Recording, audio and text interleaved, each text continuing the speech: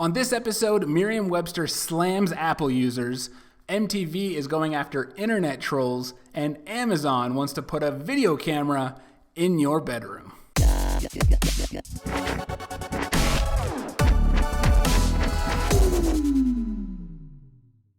Good morning, everybody, and welcome to episode 2 of the Sunday Refresh right here on Tech Audit TV. If this is your first time here, welcome. I really hope you enjoy the show. Every Sunday morning at 8 a.m. Eastern, I will be giving you my 2 cents on some of the tech stories from the previous week that stuck out to me. And the show airs right here on YouTube. And yes, it is now available in audio form. So if you would prefer to just listen to the show and not have to look at my ugly face, you can do that now. Just go to iTunes, Google Play, Stitcher, and type in the Sunday Refresh, and the show should pop up. Or you can just visit one of the links at the bottom of this video here on YouTube, and it will take you directly there so that you can subscribe to the podcast. So go ahead and grab your favorite cup of joe, hot cocoa, or whatever drink you fancy. Sit back and enjoy the show. So the first piece of news I wanted to go over was an interesting one, and that is about MTV's Catfish, the TV show. If you're not familiar with this show, it's 2 hosts who meet with people who suspect they might be victims of catfishing. If you're not familiar with catfishing is when you're pretending to be someone that you're not in order to create some type of fake romantic relationship. And often the people who are doing the catfishing don't even know why they're doing it. It's an interesting show, definitely. But the word is that for the remainder of the 6th season, they're not going to be focusing on catfish victims, but victims of internet trolling, which is why it made this show, because that's where that's the tech connection right there. So they posted, let me see if I can find what they were looking for. So here's what MTV said. Have you been drawn into online debates over topics like veganism, feminism, LGBTQ rights, body shaming, politics, race, religion, and other hot button social issues?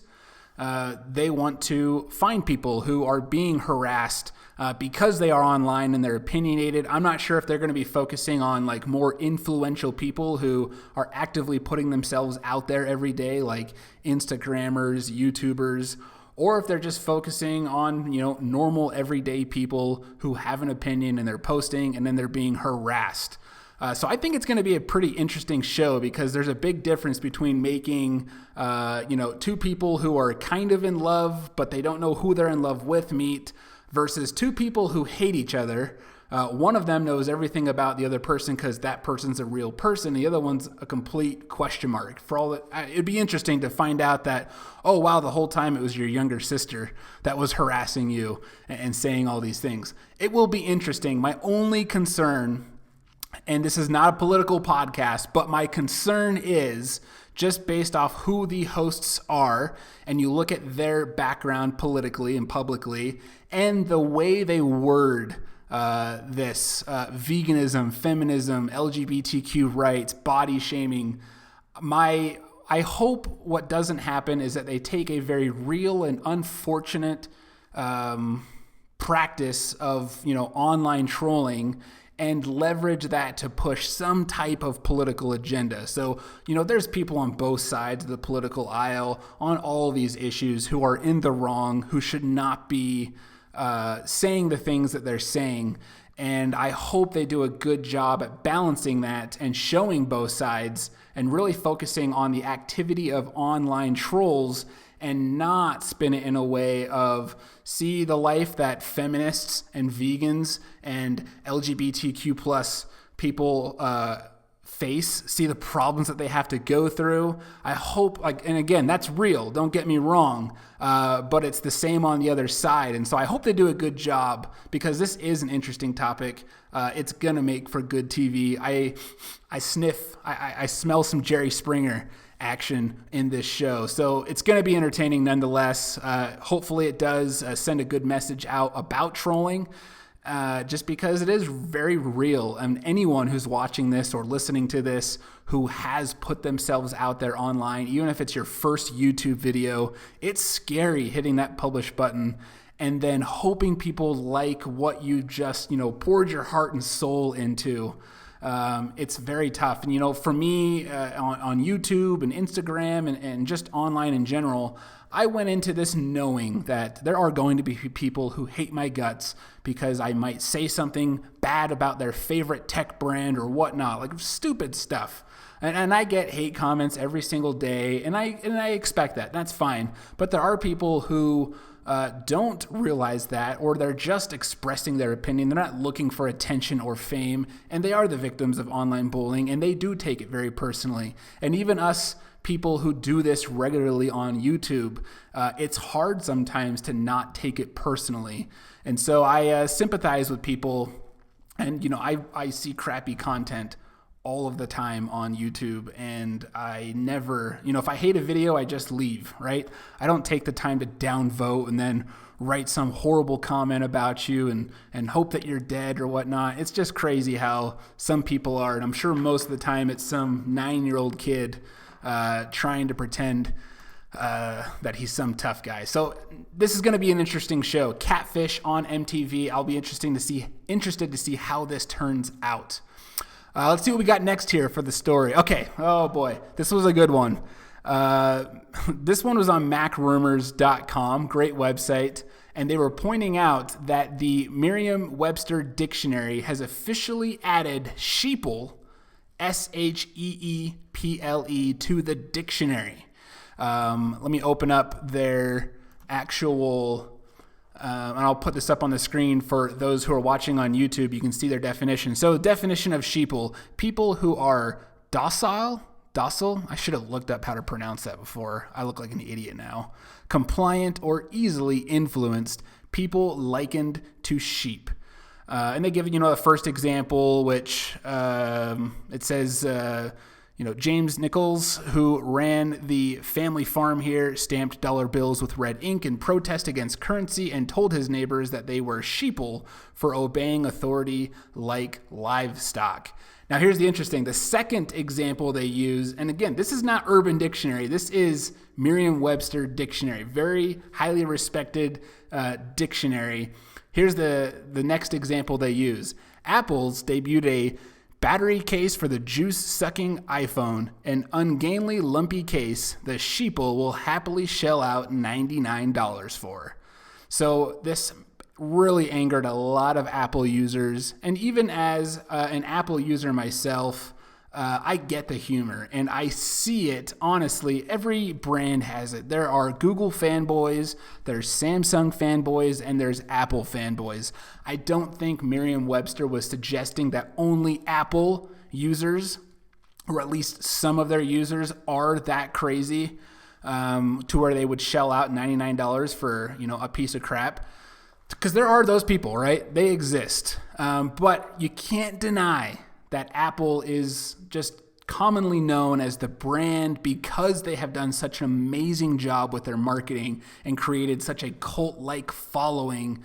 You can't blame Merriam for using that as the example because we associate Apple with that word more so than we do with Samsung or Google or these other brands. And it is true, man. I mean, I know people who Apple could put out like a box with dog crap, and as long as that Apple logo is stamped nicely on that pile of crap, people will shell out money for it and talk about how innovative it is. I'm not saying that's how all Apple users are. Most of them are smart people. They understand tech, but you do have the sheeple who are just attracted to the shiny objects. So that was interesting. A little slam, I guess, from Merriam-Webster to Apple. And who knows, maybe they knew going into this that was going to be the case. And this whole thing was just a big marketing ploy. Let's go to the next topic here. Let's see, this one is on The Verge. Yes, the Amazon Echo Look. So I thought this was honestly a story on The Onion. And then I had to check my calendar thinking, is it April 1st? Wait, April 1st already happened. This is real. So Amazon announced earlier this past week that they have a new device joining the Echo lineup, and it is called the Echo Look, and it is a, quote, style assistant camera that helps catalog your outfits and rate the way you look, and it uses its machine learning algorithms and advice from fashion specialists. So, of course, this is another way that Amazon can then upsell you on their line of apparel that is sold on their website. This first leaked a while back in March, I believe, and a lot of people thought it was going to be a security camera from Amazon, and it looks like it would be a security camera, and who knows, it might be able to turn into one, but it's not. It is specifically for you to try on your outfits in front of it, and it lets you know how you look and suggests other clothes. And where are you usually putting on your clothes? In a closet, in your master bedroom? For many people, that's kind of in the same area. So Amazon essentially wants to have a camera in or near your bedroom, where you are most likely to be the most naked out of any other area of your house. And again, I'm not saying Amazon is looking to do anything inappropriate or unethical, but you can't help but think that the NSA is just super excited about this. It's like, man, this is our dream come true. We've always tried to think of ways to get microphones and cameras in people's homes without them knowing, but now society is paying money to get microphones and cameras in their home. And then hackers. I mean, listening to audio obviously could be interesting for people that you know, or you want to listen in on a conversation. Trying to hack into something like a Google Home or an Amazon Echo. But hackers, I think, when it comes to video, there's a higher price tag for that online if you can tap into some good footage and try to sell that online in the underground market. So I don't know. I thought this was interesting. It's going to be $200. It is currently only available by invitation only. You can go onto Amazon's website and check that out. I'll go ahead and link to it below if you're interested in checking out the Echo Look. It's worth looking into. But yeah, $200. You can have you can have a camera in your master bedroom for Amazon, the NSA, and your creepy hacker neighbor to check on you and see how things are going. So last but not least, I won't spend a lot of time on this, but Call of Duty has released the first trailer for the next game, which launches November 3rd, I believe, and it looks incredible. So, disclaimer, I have actually never played Call of Duty. I have heard amazing things.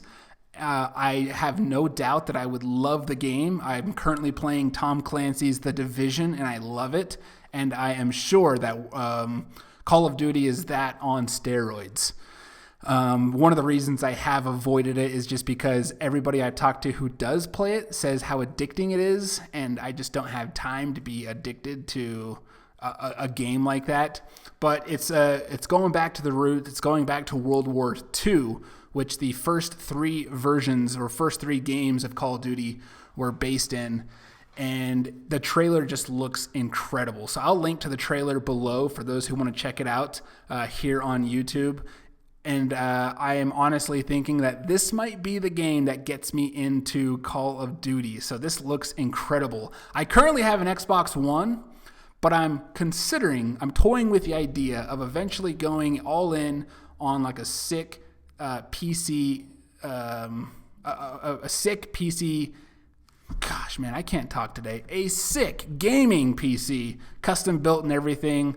Let me know what you think in the comments below. Should I get Call of Duty on the Xbox One, or should I drop some dough on a gaming PC and move my whole gaming life from the console to the PC? I'd be curious to hear what you folks think about that. So that was big news, and job well done for the Call of Duty series. Really interested to see how this is going to turn out.